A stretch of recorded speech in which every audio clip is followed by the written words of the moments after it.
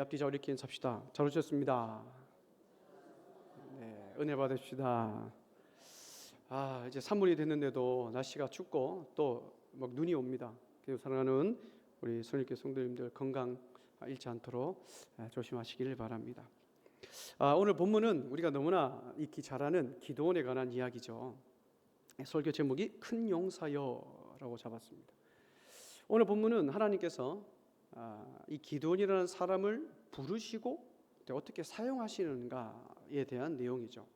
이걸 통하여 우리에게 하신 말씀이 무엇인지를 한번 살펴보기를 원합니다. 오늘 보면 11절을 보면 그 11절 시작이 이렇습니다. 갑자기 여호와의 사자가 이제 등장을 합니다.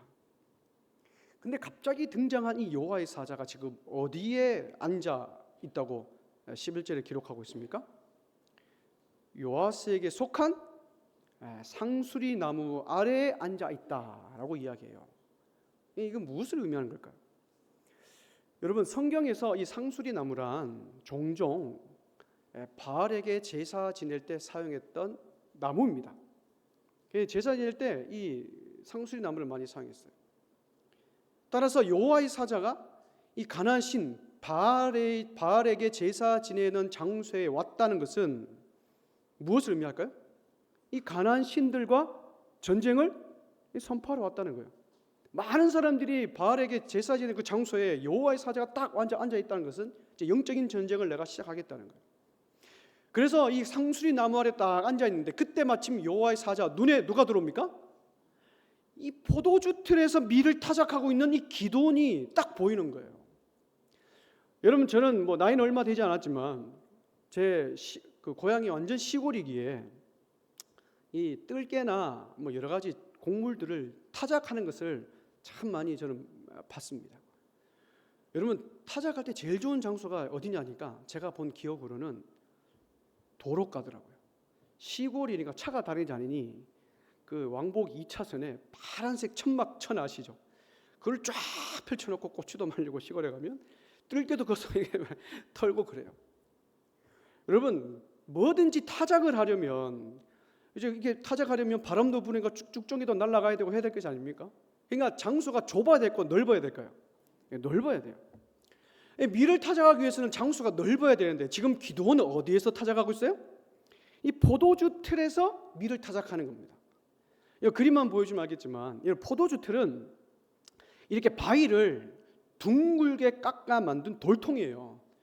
그래서 거기에 포도들 넣고 발로 막 밟으면 이 포도즙이 살짝 아래에 있는 다른 돌통으로 이렇게 떨어지는 구조로 되어 있습니다. 여러분, 저 돌통이 넓어 보입니까? 좁아 보입니까? 좁아요. 근데 기드온은 지금 어디서 밀을 타작합니까? 저 돌통에 들어가가지고 이렇게 타작하고 있는 거예요. 왜 이러면 저렇게 타작하고 있을까요? 그 당시에 이스라엘은 미디안이란 나라의 지배를 당하고 있었어요. 근데 이 미디안 나라는 좀 독특합니다. 이스라엘 땅에 거주하면서 이스라엘 백성들을 탄압한 것이 아니라 이 떠돌아다니는 민족이기에 식량이 필요하면 수만 명이 한꺼번에 이스라엘 쳐들어와서 먹을 것 싹 쓸어가고 다시 가버립니다. 그리고 몇 년 뒤에 또 쳐들어와서 싹 쓸어가요. 그러니 이 기드온이 포도주 틀에서 왜 밀을 타작하냐면 내가 이 먹을 음식, 이 밀을 빼앗기지 않기 위하여 포도주 틀에 들어가서 조심히 밀을 타작하는 겁니다. 여러분, 지금 기드온의 모습이 어떤 모습인 것 같습니까? 너무나 초라하고 너무나 겁쟁이 같은 모습이죠. 여러분, 근데 한 가지 의문이 생깁니다. 왜 사사기 기자는 이 겁쟁이 같은 이 기드온에 대하여 자세하게 설명을 하고 있을까요? 지금 이스라엘 상황은 미디안의 식민 지배 당하는 상황입니다. 그럼 어떤 사람을 소개해 줘야 될까요? 겁쟁이 같은 기드온이 아니라 힘세고 용감한 사람을 보여주는 것이 이스라엘 백성에게 더 좋지 않겠습니까? 근데 사사기 기자는 기드온에게 주목하게 하면서 하나님께서 연약하고 초라한 사람을 어떻게 부르시고 사용하시는지 그것을 우리에게 보여주시고자 하는 것 같아요. 그러면 이제 드디어 여호와의 사자가 이 기드온을 어떻게 다루시는가를 한번 살펴보기를 원합니다. 제가 초등학교 때 1학년 때 기억이 납니다. 너무나 피곤했는지 밤에 자다가 이불에 실수를 하고 말았어요. 그래서 어머니께서 그때는 뭐 세탁기도 없으니 화가 나가지고 너 옆집 가서 소금을 얻어오라는 거예요. 그게 얼마나 좀 부끄럽습니까? 그래서 옆집 가서 아주머니한테 소금 주세요 하니까, 그러면 생각해 보세요. 옆집 아주머니가 소금 얻으러 오면은 밤에 무슨 일이 일어나는지 알까요, 모를까요? 알잖아요. 아유, 그럼 아유 이게 많이 피곤했구나. 아이고 그래 괜찮아 이렇게 해줘야 되지 않겠습니까? 그런데 걷다 대놓고 어떻게 하냐면, 아이고 큰일 했네. 아 대견하다 이 큰 소리로 막 다 들리게 얘기를 하는 거예요. 안 그래도 어머니한테 혼나고 화가 나고 한데 옆집 아주머니가 그렇게 큰 소리로 이렇게 장난을 치니 제 마음이 편할까요, 안 편할까요? 야, 어린 마음에 어찌 그럴까 싶어서 쪽팔리기도 하고 화가 나기도 하고 소금도 안 가지고 집에 와버렸어요. 한동안 그 아줌마에게 인사도 안 했습니다. 여러분, 지금 기도원이 어떤 상황이냐면 포도주 틀에 숨어서 밀을 찾아가고 있어요. 근데 여호와의 사자가 지금 기도원에게 뭐라고 부릅니까? 12절을 다 같이 한번 읽어봅시다. 시작. 큰 용사여, 여호와께서 너와 함께 계시도다, 이렇게 부르는 거예요. 여러분, 지금 기도원의 현실을 봤을 때 기도원에게 저 큰 용사여라는 호칭이 어울립니까? 어울리지 않습니까? 어울리지 않죠. 마치 이 여호와의 사자가 몰래 숨어서 포도주 틀에서 밀을 이렇게 타작하고 있는데, 큰 용사여 네가 잘하고 있다 이렇게 하는 게 여러분 칭찬 같습니까? 꼭 놀리는 것 같습니까? 지금 현실에 봤을 때는 여호와의 사자가 참 짓궂게 놀리는 것 같고 비꼬는 것 같아요. 나는 지금 미디안에게 밀 한 돌 안 빼앗기려고 정말 들키지 않으려고 포도주 그 틀에 돌통에 들어가서 이렇게 털고 있는데 어떻게 나에게 큰 용사야라고 이야기할 수 있냐, 여러분 이렇게 생각할 수 있지 않겠습니까? 근데 그 뒤에 또 한마디 더 하죠. 여호와께서 너와 함께 계시도다라고 이야기해요.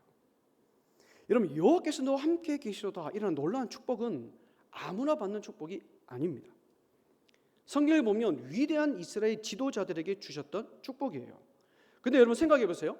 이스라엘 백성들의 그 위대한 지도자들, 영웅들이 처음부터 그렇게 큰 용사였고 뛰어났고 용감했을까요? 아브라함도 보십시오. 모세도 보시고, 여러분 다윗도 한번 보십시오. 처음에는 이 기도원과 같이 전부 다 연약하고 초라하고 실수투성이의 삶이었습니다.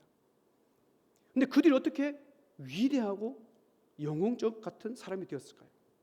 그것은 바로 하나님이 그들과 함께 하셨기 때문이에요. 따라서 여러분 기도원은 절대로 큰 용사가 될 수 없습니다. 큰 용사가 아닙니다. 그러나 기도원이 큰 용사가 될 수 있던 이유가 무엇입니까? 여호와께서 기도원과 함께 하시기 때문에 기도원이 큰 용사라는 거죠. 자, 그렇다면 큰 용사여 여호와께서 너와 함께 계시도다라고 선언한 그 여호와의 사자의 말에 이 기도원이 이제 어떻게 반응해야 될까요? 여러분들 같으면 어떻게 반응하겠습니까? 함께 계신데요. 자, 기도원의 반응 한번 살펴봅시다. 13절입니다. 다 같이 한번 읽어보겠습니다. 시작. 여호와께서 우리와 함께 계시면 어찌하여 이 모든 일이 우리에게 일어났나이까? 또 우리 조상들이 일찍이 우리에게 이르기를 여호와께서 우리를 애굽에서 올라가게 하신 것이 아니냐 한 그 모든 이적이 어디에 있나이까? 이제 여호와께서 우리를 버리사 미디안의 손에 우리를 넘겨주셨나이다 하니. 자, 9절 좀 띄워주시고요. 여러분 보세요. 큰 용사여 여호와께서 너와 함께 계시도다, 엄청난 축복을 받았어요. 그럼 여러분 어떻게 반응해야 됩니까?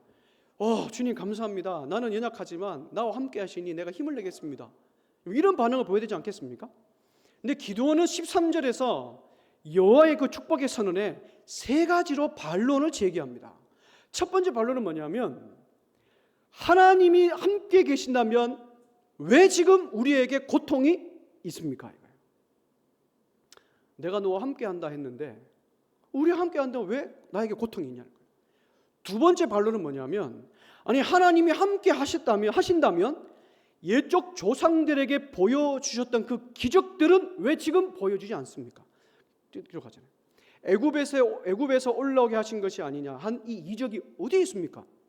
기적이 없네요. 반론을 제기하는 겁니다. 세 번째 반론이 뭡니까?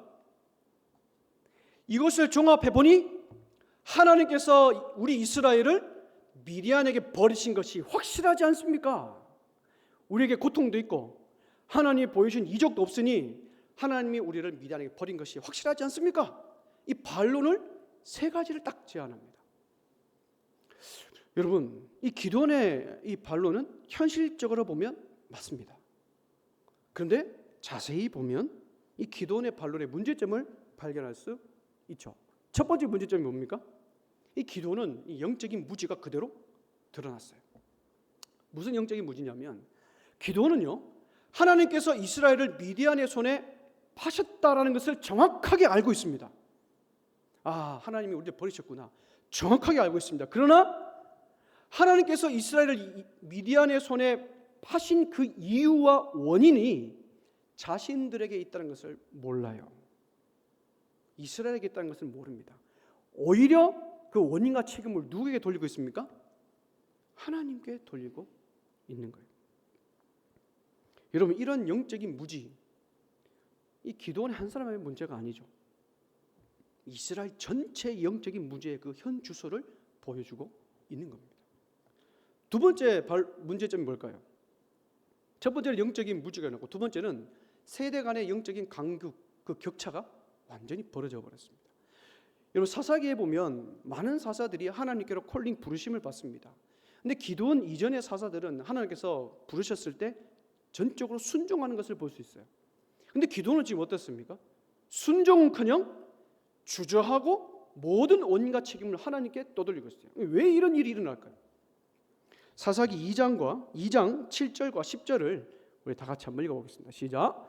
백성이 여호사가 사는 날 동안과 여호사 뒤에 생존한 장로들 곧 여호와께서 이스라엘 위하여 행하신 모든 큰 일을 본 자들이 사는 날 동안에 여호와를 섬겼더라. 그 세대의 사람도 다 그 조상들에게 돌아갔고 그 후에 일어난 다른 세대는 여호와를 알지 못하며 여호와께서 이스라엘 위하여 행하신 일도 알지 못하였더라. 이 시간이 지나면 지날수록 이스라엘 백성들 가운데 세대 간의 그 영적인 격차가 점점 벌어지는 거예요. 여러분, 기도원은 조상들이 경험했던 그 하나님의 그 체험, 하나님의 그 기적을 한 번도 경험해 본 적이 없습니다. 그럼 어떻게 하나님을 알까요? 하나님께서 조상들에게 이렇게 행하셨더라. 만나와 메추라기를 주셨더라. 홍해 바다를 가르셨더라. 들어서 하나님을 아는 거예요. 그러니 당연히 하나님은 조상들과 함께 하셨던 하나님이고 지금 고통 가운데 있는 우리에게 하나님이 나타나지 않으시니 하나님은 우리와 함께 계시지 않는구나. 그렇지 않습니까? 라고 하나님께 반론을 제기하고 있는 겁니다. 시간이 지날수록 격차가 벌어지는 거죠. 사랑하는 우리 또한 이 기도원과 같이 영적인 무지로 하나님께 이렇게 반론을 때로는 제기하지 않습니까? 하나님이 나와 함께 하신다는데 하나님이 나와 함께 한다며 왜 나에게 이런 어려움, 아픔, 고통이 있습니까? 하나님 함께 계신다면 이 세상에 왜 악은 계속해서 번창하고 있고 왜 예수 믿지 않는 자들이 더 떵떵거리며 살아가는데 왜 그들을 막아주지 않습니까? 라는 이 반론을 제기할 수 있지 않습니까? 그런 반론을 하고 살아가고 있지는 않습니까? 근데 사랑하는 여러분, 우리가 신앙생활을 하면서 이러한 질문, 이 반론들은 필요합니다. 더 깊은 신앙의 차원으로 가기 위해서는 묵상이 따르는 그런 질문이 필요하죠. 그런데 이런 질문을 하기에 앞서서 하나님의 백성으로서 해야 할 것은 하지 않고 입만 살아서 행동해서는 안 된다는 거예요. 여러분, 오늘 본문에 보십시오. 저와 여러분들이 기도원과 같이 인생의 어려움과 역경 앞에서 하나님 앞에 질문만 제기하고 반론만 제기하고 주저하고 의심한다는 것. 그러면 하나님의 은혜와 역사를 경험할 수가 없는 거죠. 우리가 하나님의 백성으로서 해야 할 것은 하지 않고 입만 살아서 왜 그렇습니까? 왜 그렇습니까? 하는 성도가 아니라 작은 것이라도 하나님 말씀에 깊이 묵상하며 회개하며 작은 것이라도 말씀을 실천할 수 있는 그 용기 있는 성도가 되시기를 주님의 이름으로 축복합니다. 자, 큰 용사여 내가 너와 함께합니다 라고 선언했는데 기도원이 반론을 제기했어요. 자, 그럼 하나님께서 어떻게 이제 반응할까요? 지금부터 계속 기도원과 하나님이 옥신각신하는 것을 볼 수 있어요. 세 가지로 반론을 제기했습니다. 하나님께서 어떻게 반응하실까요? 14절을 다 같이 한번 읽어봅시다. 시작. 여호와께서 그를 향하여 이르시되 너는 가서 이 너의 힘으로 이스라엘을 미디안의 손에서 구원하라. 내가 너를 보낸 것이 아니냐 하시니라. 이건 하나님께서 구절 좀 띄워주시고, 하나님께서 기도원을 책망하십니까? 안 하시죠. 오히려 원망과 상실감에 빠져있는 이 기도원에게 야, 너 더 이상 신세한탄하지 말고 일어나 미디안으로 향하여 달려가라 라고 이야기해요. 그래서 이 14절을 빨간 글씨로 보면 구체적으로 말씀하시죠. 너는 가서 너의 힘으로 구원해라. 그리고 하나님께서는 기도원이 발뺌하지 못하도록 못을 박아버립니다. 14절 마지막에 뭐라고 적혔습니까? 내가 너를 보낸 것이 아니냐. 하나님이 직접 내가 너를 보냈다고 말씀하고 있어요. 기도원이 미디안으로부터 이스라엘을 구원할 명분과 근거를 확실하게 하나님께서 제공해주고 있는 거예요. 근데 여러분, 사실 기도원은 이들을 쫓아낼 용기도 없고 그들과 맞서 싸울 능력도 없어요. 근데 하나님께서는 너는 가서 너의 힘으로 구원하라 라고 말씀하셨어요. 기도원에게는 그들과 맞서 싸울 힘과 능력이 없어요. 그러나 기도원과 함께 하시고 기도원을 보내시는 분이 하나님이시기에 그분의 힘과 능력으로 싸우라라고 기도원에게 격려해주고 있는 겁니다. 사랑하는 여러분, 우리는 하나님께서 가라라는 명령에 어떻게 반응하고 있습니까? 올해 표가 말씀에 부딪히는 삶입니다. 성경 읽고 묵상을 하고 가정 예배를 드리고 또 신앙생활 더 열심히 하라는 그 명령에 우리 어떻게 반응하고 있습니까?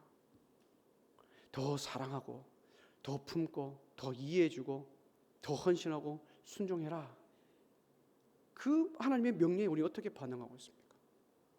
이 명령에 우리가 기도한 것 같이 하나님 왜 그렇습니까? 내 상황을 알지 않습니까? 왜 질문 반론을 제기하면 우리는 하나님께서 우리에게 가라라고 하시는 그 명령에 그 감당할 수 있는 힘이 우리에게는 없어요. 그러나 나와 함께 하시고 나를 보내시는 분이 하나님이시기에 작은 것이라도 아멘으로 순종하며 나갈 때 하나님께서는 나를 보내시는 이의 힘으로 말미암아 우리가 그것을 감당하며 살아가게 될 줄 믿습니다. 따라 사랑하는 여러분, 중요한 것은 핑계치 않고 그 말씀에 순종하며 나가는 저와 여러분들 되시기를 주님의 이름으로 축복합니다. 자, 계속해서 옥신같이 납니다. 내가 너와 함께 하겠다 하니까 세 가지 반론을 제기하니 하나님께서 아니다, 내가 힘을 줄 테니까 가라, 하나님께 말씀했어요. 그러면 이제 기도원이 어떻게 반응을 할까요? 기도원 반응이 재밌습니다. 우리 15절을 또 한번 읽어봅시다. 시작. 오 주여, 내가 무엇으로 이스라엘 구원하리이까? 보소서, 나의 집은 므낫세 중에 극히 약하고 나는 내 아버지 집에서 가장 작은 자니이다. 아니. 자, 여러분, 기도원의 답변을 한번 보십시오. 정말 자신을 정중히 낮추는, 나 자신을 정중히 낮추는 겸손함으로 보입니까? 아우, 저는 아닙니다. 아유, 저는 부족합니다. 아닙니다. 이런 걸로 보입니까? 아니죠. 저것은 겸손함을 가장한 핑계입니다. 지금 기드온은 자신을 평가절하시켜서 나는 절대로 이스라엘 구원할 능력도 자격도 되지 않는 사람입니다 라고 자신을 평가절하시켜버려요. 지금 기드온은 이스라엘의 상황을 한번 보십시오. 힘도 없습니다. 우리 집안 므낫세 중에서 가장 작은 집안입니다. 그리고 가장 작은 집안에서 나는 우리 집에서도 아무런 힘이 없는 사람입니다 라고 세상적인 기준으로, 외적인 기준으로 이스라엘과 자신의 집안과 나 자신을 평가절하시켜버린 거죠. 여러분, 그러니 하나님으로부터 소명을 받았지만 두려움을 떨치지 못했고 하나님의 부르심에 주저하고 그리고 계속 핑계만 대고 있는 거예요. 사랑하는 여러분, 기도원의 삶을 보면 우리의 삶과 참 비슷한 것 같습니다. 우리도 신앙생활을 하다 보면 많은 다른 외적인 기준들로 우리 자신을 평가할 때가 있지 않습니까? 경제적인 위치, 사회적인 위치, 교회의 위치, 자녀들의 취업, 결혼, 성공 유무에 따라 내 자신이 왠지 위축되는 것 같고 정말 작아지는 느낌 우리 경험하지 않습니까?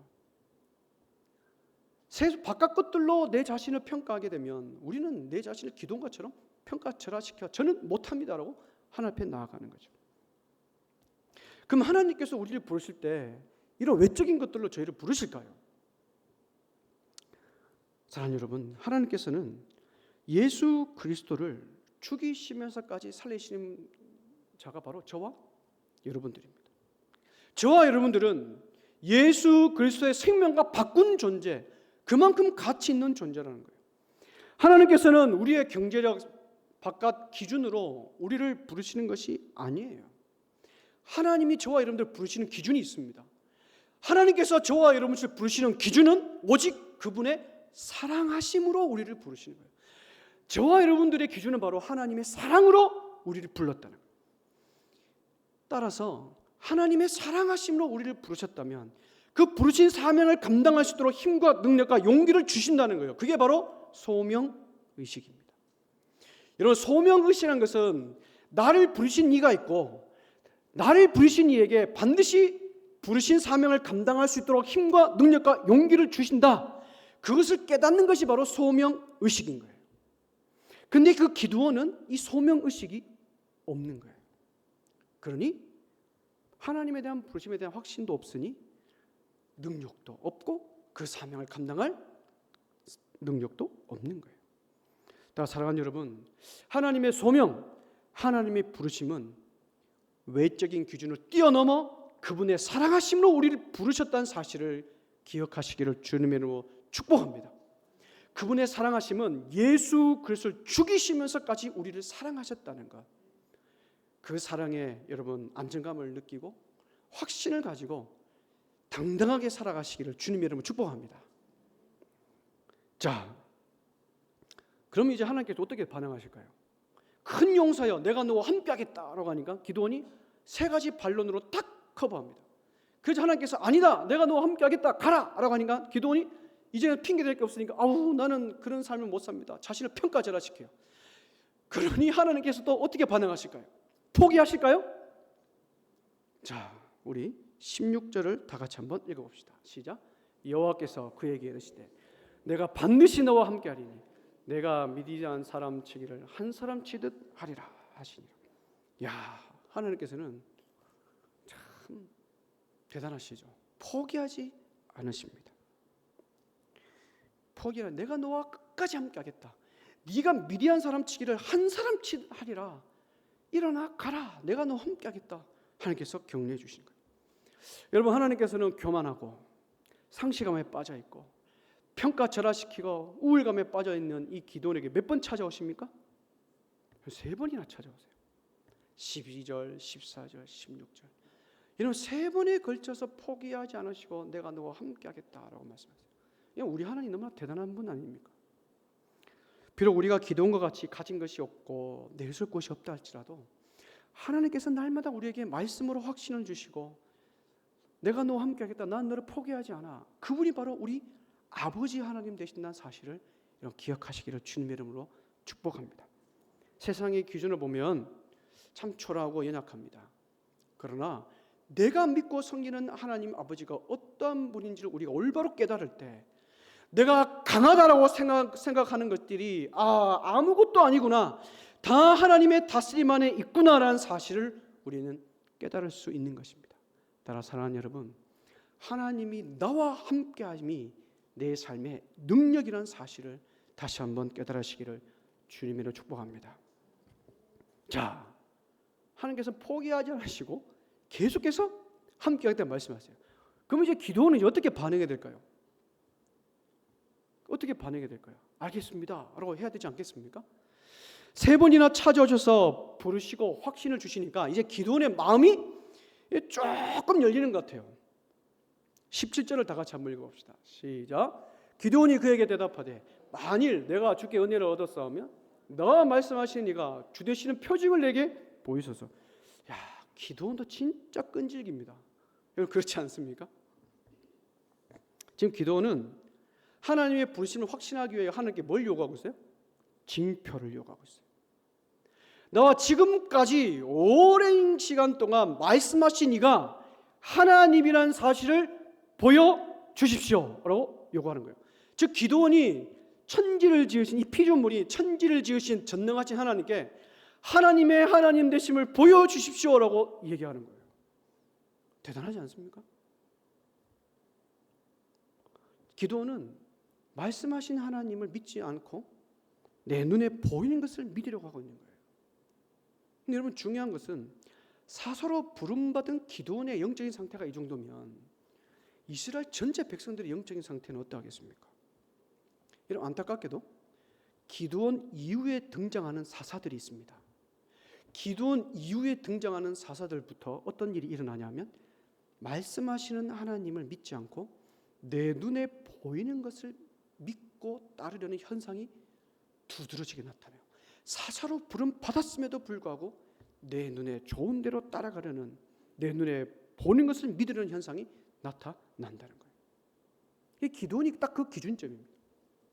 자, 그러면 하나님의 하나님 되심을 보여주십시오라고 당돌하게 하나님께 요구를 했어요. 그럼 하나님 어떻게 반응하실까요? 우리 18절을 다 같이 한번 읽어봅시다. 시작. 내가 예물을 가지고 다시 주께로 와서 그것을 주 앞에 드리기까지 이곳을 떠나지 마시기를 원하나이다 하니 그가 이르되 내가 너 돌아올 때까지 머무느니라 하시니라. 내가 하나님의 하나님 되심을 내 눈으로 봐야 되니까 내가 재물 가지고 돌아올 때까지 하나님 보고 어떻게 하라고요? 여기 있으라는 거예요. 이야, 대단하지 않습니까? 근데 하나님께 어떻게 대답하십니까? 네가 예물을 가지고 돌아올 때까지 내가 떠나지 않고 이 자리에 머물러 있겠다. 하나님께서 말씀하세요. 사실 우리가 믿고 섬기는 아버지가 바로 이런 분이십니다. 하나님께서는 불신자들을 포기하지 않으시고 그 부르신 자리에서 일어설 때까지 기다려 주시는 분이십니다. 여러분, 이런 분이 내 아버지란 사실에 여러분 무엇을 느끼십니까? 당돌하고 반론을 제기하고 하나님의 형상을 닮은 피조물임에도 불구하고 나는 아무것도 아닙니다. 내 자신을 평가절하함에도 불구하고 기다려 주시는 분이 내 아버지라는 사실에 여러분 무엇을 느끼십니까? 안정감을 느끼지 않습니까? 그 안정감 속에 참된 안식을 경험하지 않겠습니까? 따라서 사랑하는 여러분, 우리는 그 안정감과 그 안식 속에서 우리 다시 한번 하나님의 소명을 확인할 수 있는 거예요. 나를 포기하지 않은 분이 나를 부르셨구나. 그리고 다시 한번 사명자로 살아갈 수 있는 힘과 능력과 용기를 우리는 아버지 안에서 회복하여 주실 줄 믿습니다. 말씀을 맺으러 갑니다. 사랑하는 여러분, 오늘 이스라엘 백성들에게 왜 영적인 무지가 일어났으며 내가 너와 함께 하겠다라고 하셨음에도 불구하고 그를 왜 믿지 못하는 현상이 일어났을까요? 그것은 바로 믿음의 간격이 벌어졌기 때문에 그렇죠. 따라서 우리는 믿음의 간격을 날마다 줄이며 나가야 됩니다. 여러분, 이스라엘 백성들이 40년 광야 생활할 때는 의지할 분이 누구밖에 없었습니까? 하나님밖에 없었어요. 근데 이들이 가나안 땅에 딱 정착하고 난 순간부터 이스라엘 마음속에 다른 것들이 들어오기 시작합니다.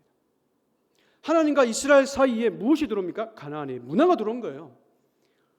성적이고 쾌락적이고 축복적이고 기회적이며 모든 것들이 하나님과 이스라엘 사이에 떡하니 들어온 거예요. 그러니 눈과 마음이 가나안화되니 하나님의 은혜를 경험할 수 있겠습니까?